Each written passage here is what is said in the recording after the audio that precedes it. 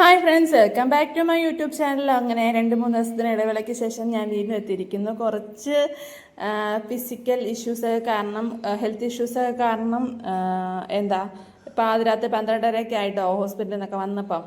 അതുകൊണ്ട് ഏട്ടന് രാവിലെ ഒരു മുട്ടയും പൊരിച്ച് കുറച്ച് ചമ്മന്തി അരച്ച് ചോറൊക്കെ കൊടുത്തു വിട്ടിട്ടുണ്ടായിരുന്നു. അപ്പോൾ ബാക്കി കാര്യങ്ങളാണ് നമ്മളിനി കാണിക്കാൻ പോകുന്നത്. അപ്പം ഗോതമ്പ് ദോശയായിരുന്നു കേട്ടോ ഞാൻ രാവിലെ ഉണ്ടാക്കിയത്. ദോശ അപ്പത്തിനൊന്നും മാവ് അരച്ച് വെച്ചിട്ടുണ്ടായിരുന്നില്ല. അതുകൊണ്ട് പിന്നെ ഗോതമ്പ് പൊടി ഉണ്ടായിരുന്നു, പെട്ടെന്ന് ദോശ ഉണ്ടാക്കി ഏട്ടനെ കൊടുത്തു വിട്ടിട്ടുണ്ടായിരുന്നു. പിന്നെ ഇന്നലത്തെ സാമ്പാറും ഉണ്ടായിരുന്നു കേട്ടോ. ഏട്ടൻ പോയി കഴിഞ്ഞിട്ടാണ് പിന്നെ ഞങ്ങൾ കഴിക്കിയിരിക്കുന്നത്. ശനിയാഴ്ച ആയതുകൊണ്ട് മോക്ക് പോകണ്ടായിരുന്നു. അത് നല്ല കാര്യമായിരുന്നു എന്തായാലും. പക്ഷേ അങ്ങനെ പൊടി. അപ്പം പിന്നെ ദോശയൊക്കെ ഞാൻ ഉണ്ടാക്കുന്നുണ്ട്. ഇവിടെ 2 പേർക്കും വലിയ താല്പര്യമില്ലാത്ത ആഹാരമാണ് ഗോതമ്പ് ദോശ, ഇൻക്ലൂഡിങ് മീ. പക്ഷേ ഞാൻ എന്തായാലും കഴിക്കും, അവരും എന്തായാലും കഴിക്കും, ഇഷ്ടമല്ലെങ്കിലും കഴിക്കും, അത്ര തന്നെ. അപ്പോൾ ഞാൻ നല്ല വൃത്തിക്ക് ദോശയൊക്കെ ചുട്ടെടുക്കുന്നുണ്ട്. നേരത്തെ ആണെങ്കിൽ വല്യച്ഛൻ്റെ മോള് ചേച്ചിയാണെങ്കിൽ ഈ ഗോതമ്പ് ദോശയൊക്കെ ചപ്പാത്തി പൊങ്ങി വരുന്ന പോലൊക്കെ പരത്തി ഉണ്ടാക്കുമായിരുന്നു കേട്ടോ. പക്ഷെ നമുക്ക് അതിനുള്ള സമയമൊന്നുമില്ല. ഇപ്പം തന്നെ 9:30 ആയിട്ടുണ്ട്. അതുമല്ല വലിയ ഇൻട്രസ്റ്റും ഇല്ല. അങ്ങനെ തിന്നാനും ഇഷ്ടമല്ല, ഇങ്ങനെ തിന്നാനും ഇഷ്ടമല്ല. പിന്നെ ഇങ്ങനെ നിന്നാൽ പോരായോ, എന്തിനാണ് കഷ്ടപ്പെടുന്നത്? അപ്പോൾ ദോശയൊക്കെ ഞങ്ങൾ 3 പേർക്കും എടുക്കുകയാണ് കേട്ടോ. ഒരു സമയം ആയല്ലോ. അപ്പോൾ ഞങ്ങൾക്ക് 3 പേർക്ക്, എനിക്കും വിശക്കുന്നുണ്ടായിരുന്നു, അവർക്കും വിശക്കുന്നുണ്ടായിരുന്നു. അപ്പോൾ ഞങ്ങൾ 3 പേരും ഇന്നലത്തെ സാമ്പാർ കൂട്ടിയിട്ടാണ് കേട്ടോ. രാവിലെ വേറെ കറിയൊന്നും ഉണ്ടാക്കാനുള്ള സമയം കിട്ടിയിട്ടുണ്ടായിരുന്നില്ല, കാരണം താമസിച്ചാണ് എണീറ്റത്. അതുകൊണ്ടാണ് കേട്ടോ. പിള്ളേർ അവിടെ നിന്ന് കഴിക്കുന്നുണ്ട്, ഞാനിവിടെ നിന്ന് കഴിക്കുന്നുണ്ട്. പക്ഷേ പിള്ളേർ കഴിപ്പൊക്കെ നിങ്ങൾ നോക്കണ്ട, ലാസ്റ്റ് ഞാൻ തന്നെ വാരി കൊടുക്കേണ്ടി വരും. അതാണ് അവസ്ഥ. അപ്പോൾ ഞാനങ്ങ് കഴിച്ചിട്ട് അവർക്ക് വാരി കൊടുക്കാമെന്ന് വിചാരിച്ചിട്ടോ. പുറകിൽ നിന്ന് കഴിക്കുന്നത് കാണിക്കുന്നുണ്ട് ഞാൻ. അപ്പം പിന്നെ ഇനിയുള്ള കടമ്പാന്ന് പറഞ്ഞ് ഞാൻ കഴിച്ച് അവർക്കും കൊടുത്തു കഴിഞ്ഞിട്ടാണ് ഗുളിക കഴിക്കാൻ വേണ്ടി ഇരിക്കുന്നത്. അപ്പോൾ മഞ്ഞ കളറുള്ള വെള്ളം ഞാൻ എനിക്ക് കുടിക്കാനുള്ളതാണ്, ഈ മരുന്ന് എനിക്ക് കുടിക്കാനുള്ളതാണ് കേട്ടോ. ഗുളിക കുടിക്കുന്നത് എനിക്ക് കുഴപ്പമൊന്നും, ഗുളിക കഴിക്കുന്നത് പ്രശ്നമൊന്നുമില്ല. പക്ഷെ ആ മരുന്ന് കുടിക്കുന്നത് എൻ്റെ പൊന്നു ഒന്നൊന്നര ടേസ്റ്റാണ് കേട്ടോ. എന്താ പറയുക, ഞാൻ ഓവർ എക്സ്പ്രഷൻ ഇട്ട് ചളവാക്കുന്നതൊന്നുമല്ല. ഇതിന് അമ്മാതിരി വൃത്തിയായിട്ട്. ഇവിടെ ആണെങ്കിൽ ഏട്ടൻ എന്ത് കഷായം കുടിച്ചാലും കഴിക്കുന്ന ഏട്ടനാണ്. വലിയ ടേസ്റ്റോടുകൂടി കഴിക്കുന്ന ഏട്ടന് പോലും ഇതിൻ്റെ ടേസ്റ്റ് ഇഷ്ടപ്പെട്ടില്ല കേട്ടോ. പിന്നെ ആകെ ഇഷ്ടപ്പെട്ടത് എനിക്ക് തോന്നുന്നു കാശി കുരുന്നുള്ളി കൊടുത്തപ്പോൾ അവൻ അതിൻ്റെ ഒരു പുളിയും എന്തോ ഒരു ടേസ്റ്റ് കേട്ടോ.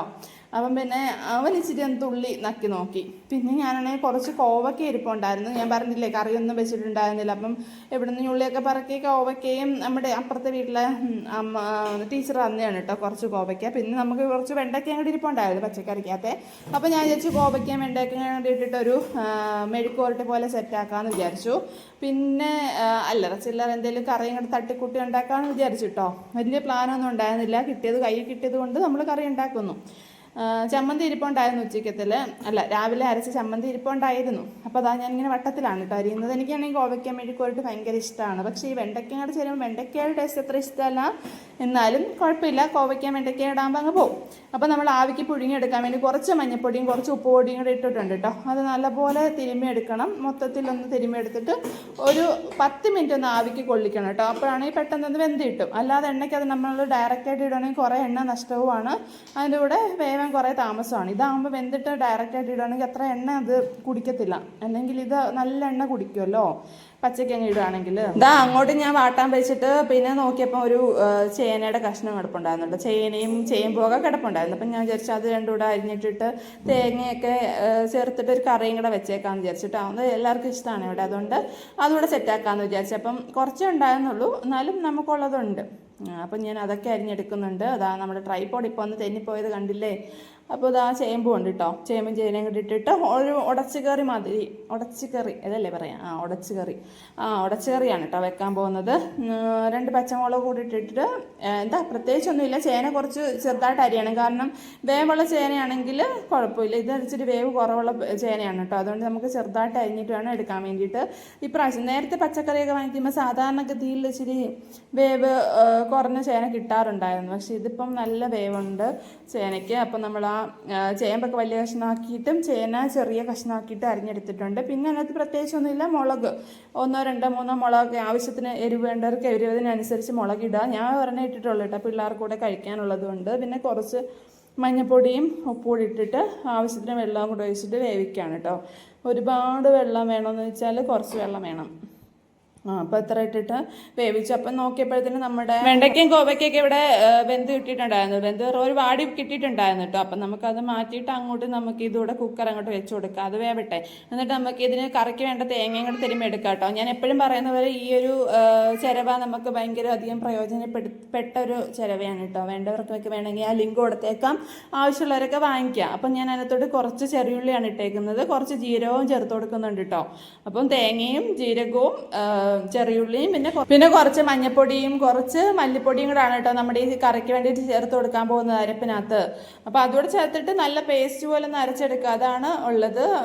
പിന്നെ പ്രത്യേകിച്ച് ഒന്നും ചേർക്കില്ല കേട്ടോ. കുറച്ച് പുളിയും കൂടെ ചേർത്ത് കൊടുക്കണം, കാരണം ചേമ്പൊക്കെ ആണെങ്കിൽ ചേമ്പും ചേനയൊക്കെ ആണെങ്കിൽ ചൊറിയുന്ന പോലൊരു ഇതുണ്ടല്ലോ. അപ്പം നമ്മൾ പുളി ചേർത്ത് കൊടുക്കുകയാണെങ്കിൽ, അതുകൊണ്ടാണ് ഈ അവിയലിനൊക്കെ ആണെങ്കിലും പുളി ചേർക്കൂലേ, പുളി ചേർക്കുകയാണെങ്കിൽ അങ്ങനെ ചൊറിച്ചിലും കാര്യങ്ങളൊന്നും വരില്ല. അതുമല്ല ഈ കറിക്കൊരു കുറച്ച് പുളിയുടെ ആവശ്യമുണ്ട്, അതുകൊണ്ടാണ് കേട്ടോ നമ്മൾ പുളിയും കൂടെ ചേർത്ത് കൊടുക്കുന്നത്. അപ്പോൾ അതാ നമ്മൾ അരച്ചൊക്കെ എടുത്തിട്ടുണ്ട്. ഇനിയിപ്പം ഞാൻ വിചാരിച്ചു ആ സമയം കൊണ്ട് ആ മെഴുക്കോട്ടി അങ്ങ് വെച്ച് കൊടുത്താൽ അതങ്ങ് വേവുമല്ലോ എന്ന് വിചാരിച്ച് മെഴുക്കോട്ടി ഇങ്ങനെ ഇട്ട് കൊടുത്തിട്ടോ. കുറച്ച് വെളിച്ചെണ്ണ ഒഴിച്ചിട്ടാണ് നമ്മൾ വെച്ച് കൊടുക്കുന്നത്. ഞാൻ പറഞ്ഞില്ലേ, നമ്മളിങ്ങനെ വാട്ടി കഴിയുകയാണെങ്കിൽ നമുക്ക് അത്രയും വെളിച്ചെണ്ണയുടെ ആവശ്യമില്ല. ആർക്കെങ്കിലും എന്താ ഇങ്ങനെ ഒന്ന് വെച്ച് നോക്കിയാൽ നിങ്ങൾക്ക് തന്നെ ഡിഫറൻസ് മനസ്സിലാവും കേട്ടോ. അപ്പം നമ്മുടെ കറി ഇപ്പം നമ്മുടെ ഇവിടെ വേവിച്ചെടുത്തിട്ട്, കറിക്കുള്ളതൊക്കെ നമ്മളിവിടെ വേവിച്ചെടുത്തിട്ടുണ്ടായിരുന്നു. ഇനിയിപ്പം പ്രത്യേക പണിയൊന്നുമില്ല. ഇത് നല്ലപോലെ വെന്തുടഞ്ഞ് കിട്ടിയിട്ടുണ്ട്. ഞാൻ നല്ലപോലെ ഉടച്ചു കൊടുത്തിട്ടുണ്ട്. ഞാൻ നേരത്തെ പറഞ്ഞല്ലോ, ഉടച്ചക്കറിയാണ്, ഉടച്ചക്കറി. അപ്പോൾ ഇങ്ങനെ ആരെങ്കിലും ഉണ്ടാക്കി നോക്കിയിട്ടുണ്ടോ? സിമ്പിളായിട്ട് പെട്ടെന്ന് ഉണ്ടാക്കാൻ പറ്റുന്ന ഒരു കറി, അത്രേ ഉള്ളൂ കേട്ടോ. സാധാരണയാണെങ്കിൽ ഏട്ടൻ പോകുന്ന ദിവസങ്ങൾ രാവിലെ നമ്മുടെ ചോറും കറിയൊക്കെ ആവുമല്ലോ. ഇന്നിപ്പം രാവിലെ എഴുന്നേൽക്കാൻ താമസിച്ചുകൊണ്ട് ചോറും കറിയൊന്നും ആയിട്ടുണ്ടായിരുന്നില്ല. അപ്പുറത്തെ ശബ്ദമൊന്നും നിങ്ങൾ ശ്രദ്ധിക്കേണ്ട, പിള്ളേരാണ്, കേസ് പിള്ളേർ.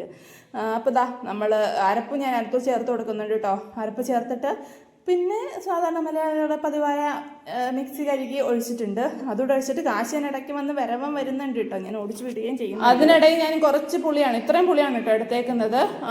കുറച്ച് കറിയല്ലേ ഉള്ളൂ, നമുക്കത് പിഴിഞ്ഞൊഴിക്കാം. അപ്പോൾ ദാ ആ കറിക്കകത്തോട്ട് നമ്മൾ ആ പുളിയും കൂടെ പിഴിഞ്ഞൊഴിച്ചിട്ടുണ്ട്. ഇനിയിപ്പം പ്രത്യേകിച്ച് പണിയൊന്നുമില്ല, ഒന്നെടുത്ത് തിളപ്പിക്കാൻ മാത്രം മതി കേട്ടോ.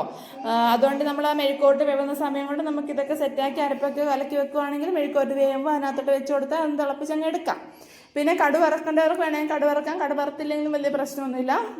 ഉലുവ പൊട്ടിക്കണമെന്ന് നിർബന്ധമില്ല കേട്ടോ, വേണ്ടവർക്ക് അങ്ങനെയൊക്കെ വേണമെങ്കിൽ ചെയ്യാം. അപ്പം ഞാനിത് കലക്കി വെച്ച് നോക്കിയപ്പോഴത്തേനും പാത്രം അമ്മാരുടെ കിടപ്പുണ്ട് കേട്ടോ, രാവിലെ മുതലുള്ളതുണ്ട്. അപ്പം ഞാനൊരു സൈഡിൽ നിന്ന് കഴുകാമെന്ന് വിചാരിച്ചു. അപ്പോൾ അതൊക്കെ കഴിയുമ്പോഴത്തേനും നമ്മുടെ മെഴുക്കോട്ട് സെറ്റാവും. പിന്നെ നമുക്ക് കറിയും കൂടെ അങ്ങ് വെച്ച് കൊടുത്താൽ നമ്മുടെ ഇന്നത്തെ പണിയും കഴിയും കേട്ടോ. ആരെങ്കിലൊക്കെ ഇങ്ങനെയൊക്കെ കറി വെച്ചിട്ടുണ്ടെങ്കിൽ പറയൂ ഗൈസ്, നമ്മൾ ഉള്ള സാധനം കൊണ്ട് കറി വെക്കുക, അതല്ലേ അതിൻ്റെ ഒരു പോളിസി. പിന്നെ വീട്ടമ്മമാരെ സംബന്ധിച്ച് അല്ലെങ്കിൽ ഫുഡ് ഉണ്ടാക്കുന്നവരെ സംബന്ധിച്ചിട്ടാണെങ്കിൽ ഭയങ്കര പ്രശ്നമാണ്. എല്ലാ ദിവസവും എന്ത് കറി വെക്കും എന്നുള്ളതൊക്കെ. അങ്ങനെ നമ്മൾ എന്തെങ്കിലുമൊക്കെ ഉണ്ടാക്കും.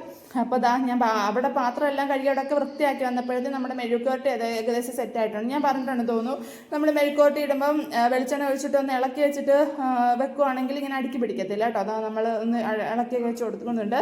പിന്നെ ഇതാ കറി നേരെ അടുപ്പത്ത് വെച്ചിട്ടുണ്ട്. പിന്നെ നമ്മൾ കുറച്ച് കുരുമുളക് പൊടി ചേർത്തിട്ടുണ്ട് കേട്ടോ. കുരുമുളക് പൊടി ചേർക്കുമ്പോൾ ഇങ്ങനെയുള്ള കറിക്ക് ഒരു പ്രത്യേക ടേസ്റ്റാണ്. ഇനിയിപ്പോൾ നമുക്ക് എന്താ, അത് കറിയൊക്കെ ഞാൻ തിളപ്പിച്ചെടുത്തിട്ടുണ്ട്. ഇനി ചോറ് വിളമ്പാം. ഞങ്ങൾ 3 പേർ കൂടെ ഒന്നിച്ച് രാവിലത്തെ കഴിച്ച പോലെ തന്നെയാണ് 3 പേർക്കും ഒന്നിച്ച് വിളമ്പാണ്. പക്ഷേ ലാസ്റ്റ് ഞാൻ എന്തായാലും അവർക്ക് മാറി കൊടുക്കേണ്ടി വരും, അത്രേ ഉള്ളൂ കേട്ടോ. ഞാനിവിടെ ചോറ് എടുത്തിട്ടുണ്ട്. എനിക്കിഷ്ടമാണ് കേട്ടോ ഈ കറി മാത്രം കൂട്ടാൻ നല്ല ടേസ്റ്റാണ്. കുറച്ച് മീൻ കറികളുണ്ടെങ്കിൽ പിന്നെ ഒരു പ്രത്യേക ടേസ്റ്റാണ്. മീൻ കറിയൊന്നും ഇല്ലാത്തതുകൊണ്ട് നമുക്ക് ഈ മെഴുക്കോട്ട് വെച്ച് അഡ്ജസ്റ്റ് ചെയ്യാം. അപ്പോൾ മെഴുക്കോട്ട് എടുക്കുന്നുണ്ട്, പിള്ളേർക്കും ഇഷ്ടമാണ് കേട്ടോ. അപ്പം ഞങ്ങളുടെ ഇന്നത്തെ ഉച്ചവിഭവങ്ങൾ ഇത്രയൊക്കെ ആയിരുന്നു. പിന്നെ രാവിലെ ഏട്ടന് കൊടുക്കാൻ വേണ്ടി ചമ്മന്തി അരച്ച് നല്ല ടേസ്റ്റാണ് കേട്ടോ ഈ ചമ്മന്തിയും ഈ കറിയൊക്കെ. കുറച്ച് മുളകൊക്കെ ഇട്ടിട്ട് നല്ല ചെറിയുള്ളിയൊക്കെ ഇട്ടിട്ട് വെച്ച ചമ്മന്തിയാണ് കേട്ടോ. അതുകൊണ്ട് അതിൻ്റെ പ്രത്യേക ഒരു ടേസ്റ്റ് ഉണ്ട്. അപ്പം ഞാൻ കഴിക്കട്ടെ. നിങ്ങളുടെ വീട്ടിൽ എന്തൊക്കെയായിരുന്നു ഉച്ചയ്ക്ക് സ്പെഷ്യൽ എന്നൊക്കെ പറയുക ഗൈസ്. അപ്പം നമുക്ക് അടുത്ത വീഡിയോ കാണാം കേട്ടോ.